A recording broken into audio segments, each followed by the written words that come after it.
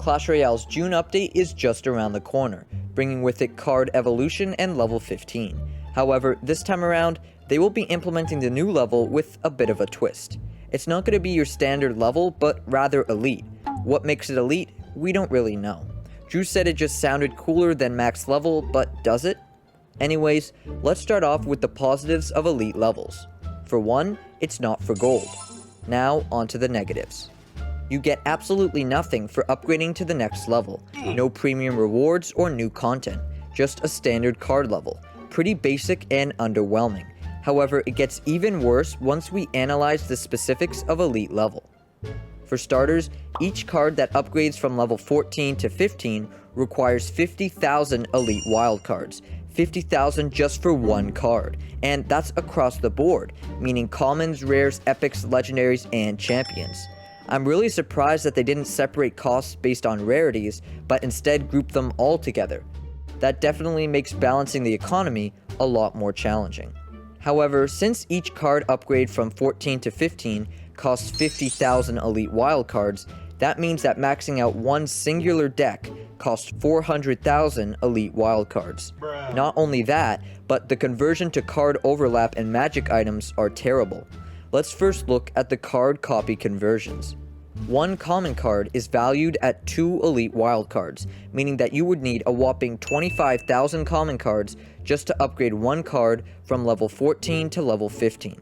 One legendary card is valued at 200 elite wildcards, meaning that you would need 250 legendaries to upgrade one card to its elite level.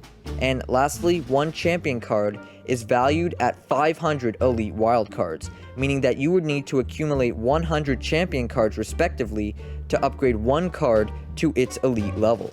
And for most people, unlocking champions is like finding a needle in a haystack, especially since they removed the Royal Wild chest from the free side of the pass. Now you'd be lucky to get one champion card every month or two, so collecting 100 of them will take years. To be fair, calculating the total amount needed per separate card rarity isn't necessarily accurate, since your stacks of overlap cards would be accumulated all together. However, it just gives us an idea of how expensive the elite level really is. And if you thought it couldn't get any worse, you'd be wrong, because the magic item conversion is way worse. For some reason, Clash Royale grouped together all the books in terms of their worth, meaning common and legendary books are valued on the same pedestal. This means that since the common book is worth 5,000 elite wildcards, so is the Book of Books, which is the most valuable magic item in the game. And don't forget that these are just to get one singular card to its elite level. I don't know about you, but I think the team needs to significantly rebalance the conversion rates and, to be honest, elite levels in general, since upgrading provides basically nothing, especially for all of those resources you are wasting. This raises the question of, why add level 15 if card evolutions aren't even locked behind it? And the only answer I can provide you with is, I don't know. If they wanted to provide max level players with a reason to keep playing, I'm sure there are better ways to do it than just adding a generic new level, with no real purpose or intent. That's why I believe that they should have locked card evolutions behind level 15. I know that this means that lower level players won't have access to the new feature, but to be honest, max level players have been getting the short end of the stick when it comes to new content.